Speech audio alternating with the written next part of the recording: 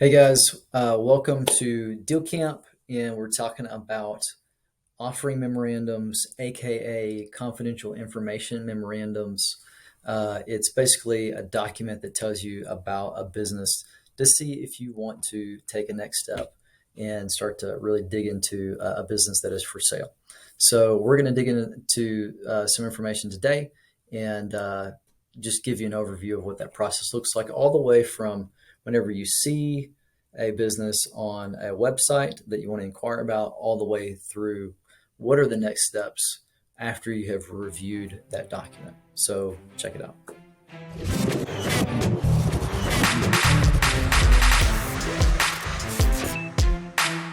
So we have this business that we've seen on Biz Buy Sell. So we've been cruising around and we've been looking for a business that we're interested in.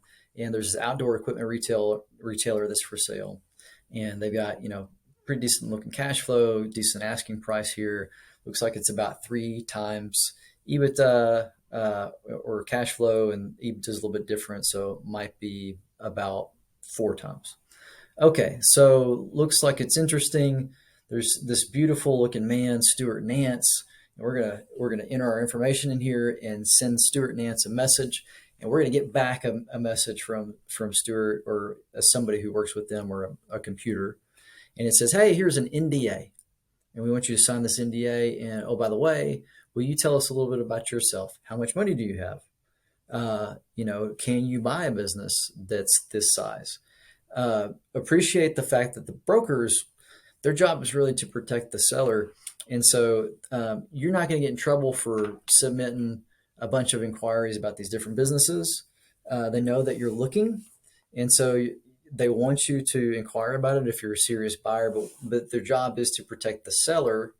And if you're not qualified to buy, they kind of have to run interference. And so that's one of the things that they try to do. And so it's frustrating if you're trying to piece a deal together and you want to look at some things and maybe try to structure something that's more creative. It's a little bit more difficult to do that with brokers a lot of times, depending on the broker, but that's the way it is. So that's what you're going to experience. Once you have this, you're going to see something like what I'm about to show you. Okay, so now we're in the confidential information memorandum. This is not the one that Stuart Nance would have sent us. I didn't inquire about that one. This is a random one that we've redacted, and we pulled all the important information, like identifying information, off of it. But you're going to get something that looks like this, and it'll show you the asking price. There's going to be a bunch of disclaimers, and then you're going to get into here's what we're selling.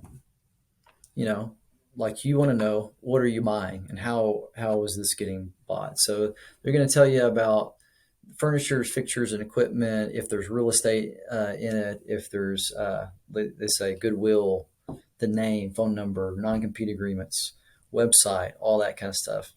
They include things like training. And they also, this is important, they say this is an asset sale. In most small business transaction, it's typically going to be structured as an asset sale versus a stock sale. If you're Facebook and you're going to sell to, BlackRock, it's probably going to be a stock sale. But for the kind of the types of deals that we're going to be looking at, it's almost always going to be an asset purchase. And the reason for that is because there's some liability protection purposes, and for the buyer, there's some tax implications to that. So it's really important. If you don't discuss it on the front end, it ends up becoming an issue on the back end. So that's something that's there. You're also going to see things like name of the business, this thing called SDE, or seller's discretionary earnings. We have another video on why we don't use SDE whenever we do our valuations.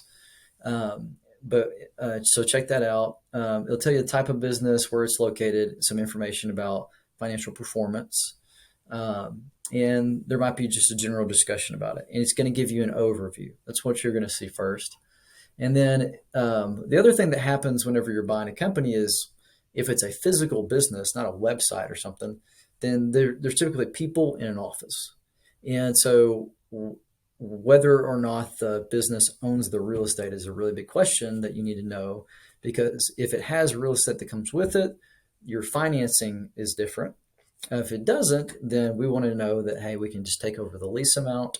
And if the seller of the business owned the real estate, and now they're trying to lease it to you, then we want to factor that into the financial calculations and make sure that that's done well. A lot of brokers miss that, and just because it's a little nuance, it's a little detail, it's easy to leave out, it's convenient to leave out sometimes. So we want to know that that's there and check that out. And then they're going to start to give you more information about the business. Here, the broker has included his opinion on the value of the company. And so you can kind of see that if you zoom in real close, you're going to see some multiples that he's used for the valuation and kind of how he's standardized the financial performance over several years, kind of like smooth things out, just to arrive at his numbers. And and this is the piece that I typically pause on. This is an important document to me, because the first thing that I want to understand is like, how is the broker. You'll get an immediate sense from a broker if they're a straight shooter, and they understand financials and they're just trying to get a deal done, a good solid deal. And I love to work with brokers like that, because they know that, hey, it's about matching up buyer and seller. It's not about trying to impress the seller with with some coming out the gate with some huge number to create this weird negotiation. But some brokers, typically the smaller deal size that you get into, the more you see this, is some brokers will do what I call funny math, and they'll have a lot of add backs that don't make sense. And so I'll a lot of times pull this information, dump it into a spreadsheet, run my own quick calculation, rerun the multiple, and see if we're really far off. If we're really far off, I'm typically not going to do anything. Like when I mean far off, if my price that I'm coming up with just back of the napkin with a few adjustments is like 50% or maybe even 60% of the price of what is being asked, I'm probably not going to bother, because it's too far of a gap for most sellers to wrap their head around. Is they feel like I'm lowballing them whenever I'm really trying to get to a fair price, and the opinions are just too different. And so I typically don't even waste my time. You may try something different. But this is a piece where you pause on it. And if you're close enough, then you're going to keep going. And they'll have I won't get into this here. There's going to be, in almost every offering memorandum, there's going to be a bunch of information about the business, like what's the history of it, what makes it good, bad, what's there's a story behind every one. And then they might include some real financial information. These guys provided a lot, so this was kind of unique in this one. A lot of offering memorandums don't have this kind of information, because typically this gives a lot of ammo for a really good analyst to go in and kind of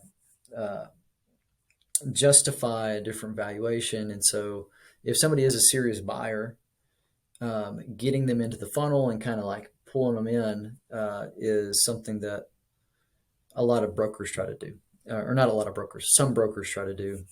And so most of them that I have worked with don't include this kind of thing, but I don't have any kind of opinions on this, if this is good or bad. So this is most of the information that you're going to get. It's not enough to make a full decision on. And then the next step is, if you like this and you kind of have wrapped your mind around it, then you're going to just reach back out to the broker that sent you this. You're going to have an email. You're going to have their contact information. They'll probably try to call you. And so you may have a conversation with them. And whenever you call them back, you'll be free to ask any kind of questions that you have. You can email them your questions. But as soon as possible, you want to try to treat them like a human, even though they represent the seller's interest, and that some of them can be, frankly, jerks. There are others that are really cool, and I like them because they get that it's just we're trying to discover the price here. But you'll be able to ask some real questions as quickly as you can. Though you want to get on a phone call with the seller. And between the moment that you contact them and the moment that you are able to get on the phone with the seller, there may be a period of time where they're going to ask for proof of funds. And so that's the next step that you kind of got to be prepared for. Is they're going to send you a document that's going to say how much money you got. They didn't send it to you on the front end. That's typically when it's going to happen. And so just different brokers do it differently. And it seems like it kind of depends on the deal too. Maybe if there's a weaker deal, I think they let more people through. So anyway, once you're on the phone with the seller, that's your opportunity to build rapport, ask some good questions, and if you're really interested, go set up the next visit if you don't have any other deeper questions. So that's the process in a nutshell. A lot of little nuances to that. So we're not going to get into that in this video, but that gives you an overview. Is don't be scared to go out there and ask for some of these babies. Get your feet wet. This is a good way to gain some pattern recognition. So I encourage anybody to, if you're starting, go to some place like Biz Buy Sell, find some deals, inquire, and just see what happens. So good luck.